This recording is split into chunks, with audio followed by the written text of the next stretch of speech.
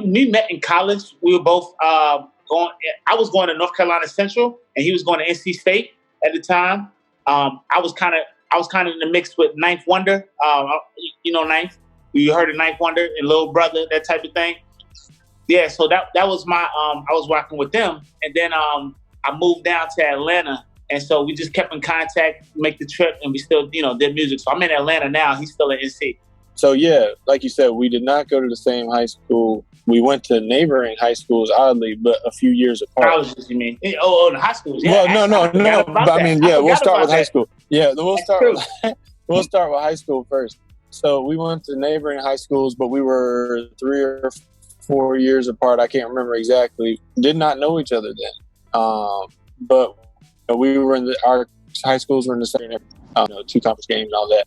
Everybody from there, everybody here and vice versa. And then, he went to Central in Durham. I went to NC State in Raleigh. And he was one of the first artists I ever met that actually was interested in working with me, because it was just me making beats.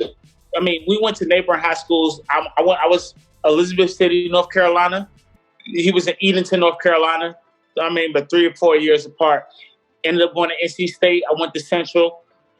Ninth had a hip-hop class at Central and partially at Duke, but mainly at Central. So, who wouldn't want to take a hip-hop course? So I was like, yo, I traded one of my prerequisites. I was like, I'm going to fucking take this class. It was him and Kid from Kid and Play. You know what I'm saying? And I was like, yo, I got to take that class. J-Mac. And then after that, Ninth would be like, okay, after class, we're going to the studio. So all the dope MCs, all the dope producers come to the studio. I'm telling you, if you're not hot, it's going to be bad for you. But come on, play your beats, play your raps. I was like, all right, cool. So I will go up there, put me in the studio. I knocked it out. He's like, oh, you dope. J-Mac play some beats. He was like, oh, you fire.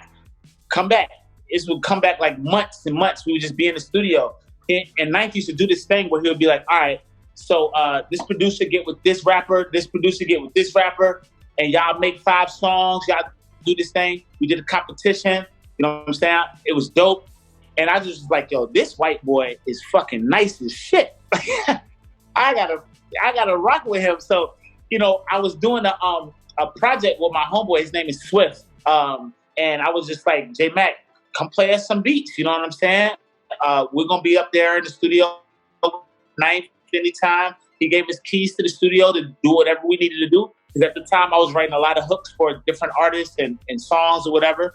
And J-Mac would come play his joints, and I was like, this is incredible. That's how we really connected. You know what I mean?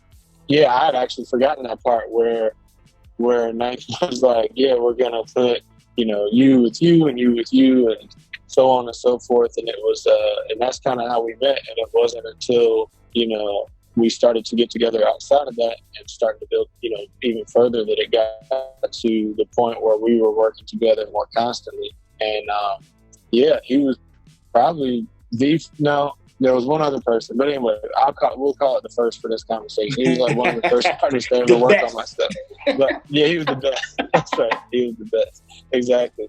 So it was funny because I never, and then it wasn't even at first that we realized we grew up down the road from each other. It was like months and months later that one day I said something about Edenton, and he was like, Edenton, I'm from Elizabeth City, that's crazy. I didn't know you were from Edenton. So yeah, we had no idea that we had been so close for so long. I got FFL 3.6 the end of my senior year of high school. I didn't really know what I was doing. It got cleaned off the computer right before college. I had to convince my friend's mom to buy FL Studio 6 at the time because I didn't want to tell my parents what I was doing for some reason. I don't know. I just thought they'd be like, what? And so anyway, I gave her the $100. She bought it, and I put it on my laptop that I got for school. And I didn't know how to sample until probably the end of my freshman year. It was really, I really didn't even know about sample. I mean, it was literally like I went from knowing zero about it to learning from the man who knew everything about sampling Ninth. And that was really cool for me because that really transitioned where I was, where I got to.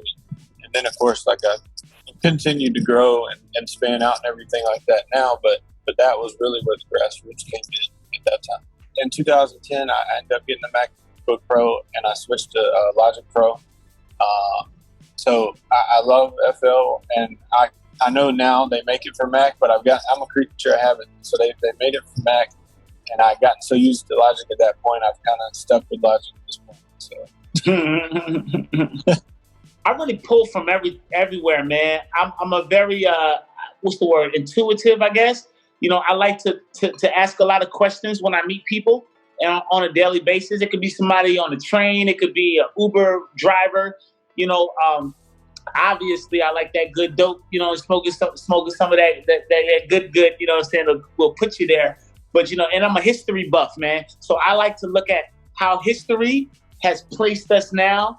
And just weighing the difference between then and now, and then commentating on that. That's all I do in hip hop. You know what I mean?